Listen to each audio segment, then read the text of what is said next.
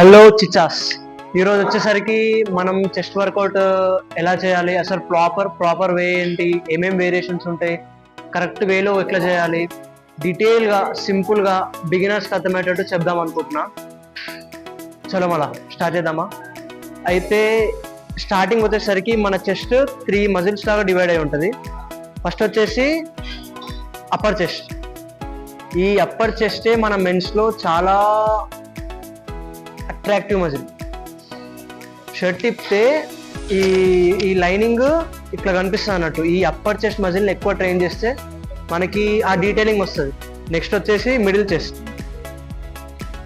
దాని తర్వాత lower chest. ఈ లోయర్ చెస్ట్ని ట్రైన్ చేయడం కొంచెం కష్టమే, లైక్ అది అందరికీ డిఫెక్టివ్గా తక్కువ ఉన్నట్టు అనిపిస్తుంది. కాకపోతే దాన్ని మనం రెగ్యులర్గా ట్రైన్ చేస్తూ ఉంటే డే బై డే మనం ఇట్లా నార్మల్గా చెస్ట్ వర్కౌట్ కొట్టినప్పుడు దాన్ని అవాయిడ్ చేయకుంటే చాలు, ఆ వర్కౌట్ మజిల్ ఇంప్రూవ్ అవుతూ ఉంటుంది. సరే, మరి నేను వర్కౌట్ చెప్పడం స్టార్ట్ చేస్తాను. ఫస్ట్ వచ్చేసి బెంచ్ ప్రెస్. బెంచ్ ప్రెస్ మనం ఎప్పుడు ఫస్ట్ వర్కౌట్ లానే చేస్తాం, ఎందుకంటే అది హోల్ చెస్ట్ కొడుద్ది. హోల్ చెస్ట్ కి అంటే ఎవ్రీ అప్పర్ మజిల్ని, మిడ్ మజిల్ని, లోవర్ మజిల్ని, ఈ 3 మజిల్స్ ని కలిపి ట్రైన్ చేస్తుంది. కాకపోతే ఎక్కువ స్ట్రెస్ అనేది మిడ్ మజిల్ కి పడుద్ది. ఈ బెంచ్ ప్రెస్ లో ఈ రాడ్ ఉంది కదా, ఈ రాడ్ ఎప్పుడు కానీ షోల్డర్ లెవెల్ కి ఎక్కువ అవుట్ ఉండొద్దు. షోల్డర్ లెవెల్ కి ఈక్వల్ ఆర్ షోల్డర్ లెవెల్ కి స్లైట్లీ అవుట్ ఉండాలి. రాడ్ ఫోల్డింగ్ అనేది ఎప్పుడు ఇట్లా ఈ ఫోరామ్ అనేది ఇట్లా ఫోల్డ్ చేయొద్దు. రాడ్ ఎప్పుడు హోల్డ్ చేసినప్పుడు ఫోరామ్ స్ట్రేటే ఉండాలి. అది ఎంత లోడ్ కానీ ఎంత అదైనా కానీ ఎప్పుడు కానీ ఈ ఫోరామ్ మీద స్ట్రెస్ చేసుకోకండి. It leads to injuries. Okay, సరే, బెంచ్ ఎట్లా కొట్టాలో నేను చూపిస్తాను ఇప్పుడు ఈ రాడ్ని నీ షోల్డర్ లెవెల్కి కొంచెం స్లైట్గా బయటికి హోల్డ్ చేసి చూడండి. నా వెస్ట్ ఎట్లా ఉంటుందో ఇట్లా ఫోల్డ్ అవుతలేదు, స్ట్రేట్ ఉంటుంది. ఓకే, ఇట్లా రాడ్ని పుల్ చేసి మెల్లగా డౌన్ చేయండి. ఇట్లా అప్, చెస్ట్ మీదకి కరెక్ట్గా తీసుకోండి. ఇట్లా ఫోరామ్ కూడా ఇట్లా అవుట్ ఉంచొద్దు.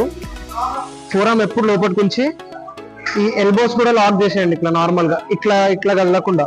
ఎందుకంటే ఇట్లా పోయిందనుకో చెస్ట్ మీద పడదు. సో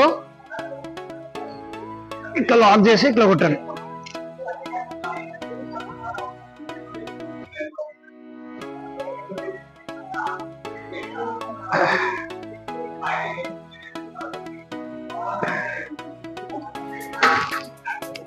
నెక్స్ట్ వచ్చేసి incline dumbbell press. Incline dumbbell press లో ఏంటంటే ఇది ఎక్కువ అప్పర్ మజిల్ ని కాన్సన్ట్రేట్ చేస్తుంది. అప్పర్ చెస్ట్, ఈ అప్పర్ చెస్ట్ మజిల్ అనేది ఎక్స్టెండ్ కంప్రెస్ అయ్యేది, ఎక్స్టెండ్ అయ్యేది ఇక్కడనే. దీనివల్ల మనకి యూజ్ ఏంటంటే నేను చెప్పినా కదా, అట్రాక్టివ్ కనిపిస్తుంది అని, అది ఎక్సర్సైజ్ వల్ల. ఓకే, సో కరెక్ట్ చూడండి. నేను ఇప్పుడు ఒక డంబుల్ తీసి ఎట్లా హోల్డ్ చేయాలో చూపిస్తా.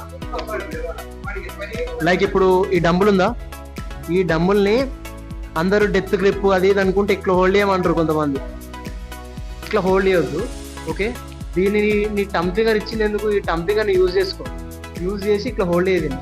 సేమ్ ఇక్కడ కూడా ఈ బ్రిస్ట్ని వంకర పెట్టినాం అనుకో ఇరిగిపోద్ది పక్కా. ఇది ఇట్లా మంచిగా స్ట్రేట్ పెట్టేసి కొట్టాలి. ఓకే, ఇప్పుడు వర్కౌట్ ఏ ఫామ్లో చేయాలి, ఎట్లా చేయాలో నేను చూపిస్తాను.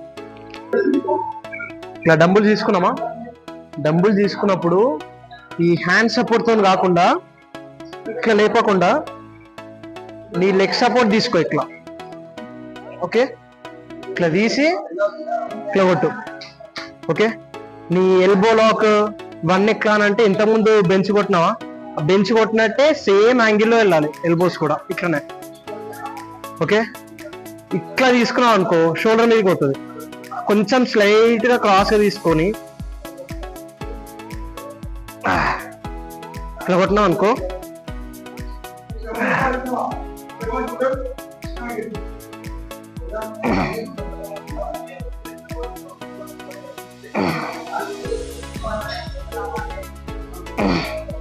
కరెక్ట్ పడుతుంది. ఓకే, మెల్ల సేమ్ ఇట్లనే డౌన్ చేయాలి, leg support. Okay, done. Incline dumbbell press అంటే ఇట్లా కొట్టాలి. ఇప్పుడు మన నెక్స్ట్ వర్కౌట్ వచ్చేసి flat bench dumbbell flies.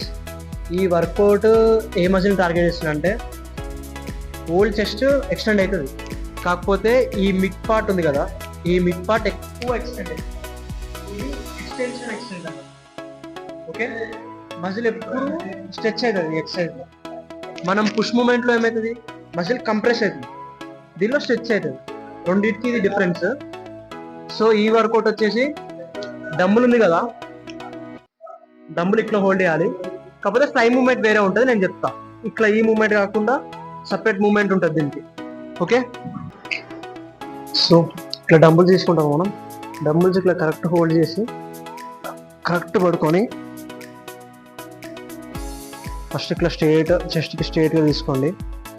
Elbows ఎప్పుడు ఇట్లా అవుట్ కాకుండా కొంచెం వైడ్ ఓపెన్ చేయండి ఎల్బోస్ దీనిలో. ఓకే, ఇట్లా ఫ్లై మూమెంట్ ఇవ్వండి, మంచిగా నీట్గా ఇవ్వండి. ఇట్లా మెల్ల కిందికి దించండి, మెల్ల పైకి లేపండి. Okay, slow moment, slow and controlled reps కొట్టండి.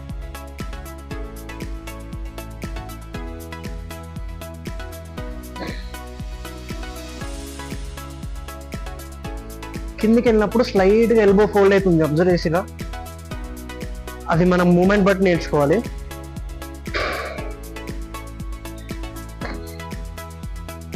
ఓకే, నెక్స్ట్ మన వర్కౌట్ వచ్చేసి high angle rope flies, high angle chest flies. Okay, high angle chest flies అని వచ్చు ఎక్కువ, ఎందుకంటే రోప్ ఫ్లైస్ అంటే మరీ వియర్డ్గా ఉండాలని బయట అంటారు. So high angle chest flies అంటే మీకు అర్థమై ఉంటుంది అక్కడనే. ఇప్పుడు నార్మల్గా మనం చెస్ట్ ఫ్లైస్ ఎట్లా కొడతాము, అయితే చెస్ట్ లెవెల్లో పెట్టుకుంటాం, లేకపోతే లో లెవెల్లో పెట్టుకుంటాం, లేకపోతే హై యాంగిల్లో పెట్టుకుంటాం అట్లా. ఇది హై యాంగిల్ చెస్ట్ ఫ్లై అన్నమాట. ఇది ఏ మజిల్కి కాన్సన్ట్రేట్ చేస్తుంది అంటే, ఏ మజిల్ మీద ఎక్కువ పడుతుంది అంటే ఈ మజిల్ ఎక్కువ స్ట్రెచ్ అయ్యేది.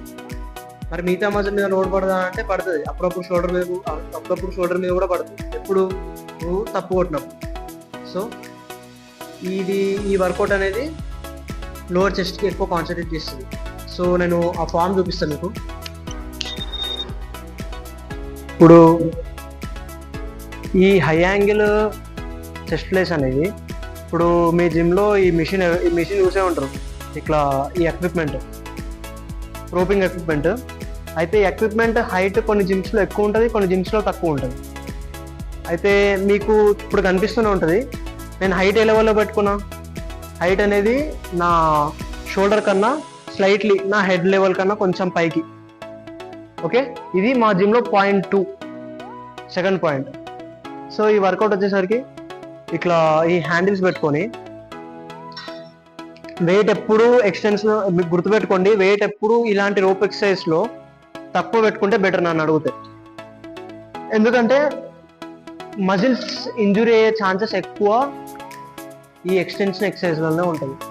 ఓకే, ఇప్పుడు చూడండి, మనం దీన్ని ఫ్లై మూమెంట్ అన్నాం. సో నువ్వు పుష్ మూమెంట్ ఇవ్వద్దు, ఇట్లా పుష్ మూమెంట్ ఇస్తే అది పుష్ మూమెంట్ కిందికి వస్తుంది. సో నువ్వు ఇట్లా ఫ్లై మూమెంట్ ఇవ్వాలి. ఓకే, నా షోల్డర్ చూసిరా, షోల్డర్స్ ఇట్లా వెనకాల కవర్ చేసిన. ఎప్పుడు ఈ ఎల్బో అనేది రోప్కి ప్యారల్కి వెళ్ళాలి, మంచిగా నీట్గా, ఇట్లా కిందికి ఉండదు ఎల్బో. ఓకే, దగ్గరకు అన్నప్పుడు ఎల్బోస్ మళ్ళీ స్ట్రైట్ అయిపోవాలి. సేమ్ ఆ డంబుల్తో చేసిన ఫ్లై మూమెంట్, కాకపోతే ఇక్కడ మనం రోప్తో చేస్తున్నాం అంతే. రెండింటికి తేడా ఏంటంటే, నువ్వు డంబుల్తో చేస్తే ఈ మూమెంట్ నీకు చేయరాదు, ఎందుకంటే గ్రావిటీ కిందికి ఉంటుంది కాబట్టి. నువ్వు వెయిట్స్ ఇట్లా పైకి పట్టుకుంటే నీకు షోల్డర్ మీద పడుకోద్ది. ఓకే, ఇట్లా కొట్టాలి. ఈ వర్కౌట్ ఎప్పుడు లో వెయిట్ పెట్టుకునే చేయాలి. ఓకే, లో వెయిట్ ఇన్ ద సెన్స్ నీకు వచ్చిన వెయిట్, ఎక్స్ట్రా అంటే మజిల్ చినిగిపోయేంత కాదు. ఓకే, ఇప్పుడు మనం నెక్స్ట్ వర్కౌట్ ఏంటంటే బటర్ఫ్లై చెస్ట్ ఫ్లై.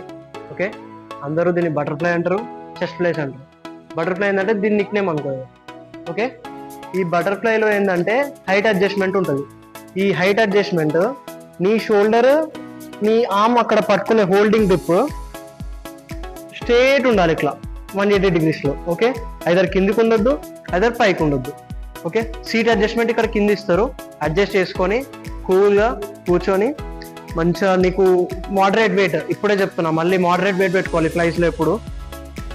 ఓకే, ఇట్లా ఫ్రంట్ తీసుకోవాలి. తీసుకునేటప్పుడు కూడా ఇట్లా నేను 2 hands తీసుకున్నా అని మీరు కూడా 2 hands తీసుకోవద్దు, ఇప్పుడే చెప్తున్నా. ఇట్లా సింగిల్ హ్యాండ్ తీసుకొని మళ్ళీ ఇది కూడా తీసుకోవాలి. ఓకే, మజిల్ క్యాచెస్ ఎక్కువ అవుతాయి 2 hands ఒకటేసారి తీసుకుంటే. ఇప్పుడు ఫ్లై మూమెంట్ ఇట్లా. ఓకే, ఎల్బోస్ ఎప్పుడు కిందికి ఉండొద్దు, ఎల్బోస్ మంచిగా సేమ్ అదే యాంగిల్లో ఉండాలి. వెనకాలకి వెళ్ళినప్పుడు మజిల్ స్ట్రెచ్ చేసినప్పుడు ఎల్బోస్ ఇంత ఫార్ పెట్టొద్దు, ఎల్బోస్ కాంట్రాక్షన్తో ఏలు తీసుకురావాలి. ఓకే, ముందరికన్నప్పుడు ఎల్బోస్ స్ట్రెచ్ చేయాలి. ఓకే, ఇట్లా నీట్ కొట్టండి ఇట్లా.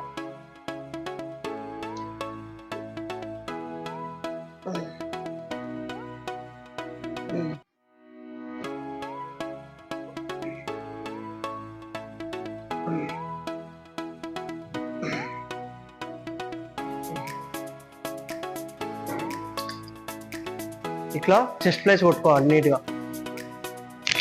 So chest workout, chest fly అనేది మన లాస్ట్ వర్కౌట్. దీంతో చెస్ట్ వర్కౌట్ ఫినిష్ అయిపోయింది. ఇదే కాంబినేషన్ బెస్టా అంటే ఈ కాంబినేషన్ బెస్ట్ అని అంటలేదు, కాకపోతే it is the one of the best అన్నట్టు. అర్థమైందా? ఇది ఒక బెస్ట్ అంతే, దీనికన్నా ఇంకా బెస్ట్ ఉండొచ్చు, తక్కువ కూడా ఉండొచ్చు. ఇలాంటి ఇంట్రెస్టింగ్ కంటెంట్ కోసం సబ్స్క్రైబ్ చేసి ఐకాన్ సింబల్ ఆల్లో పెట్టండి. Okay, I'm Manikanta, signing off.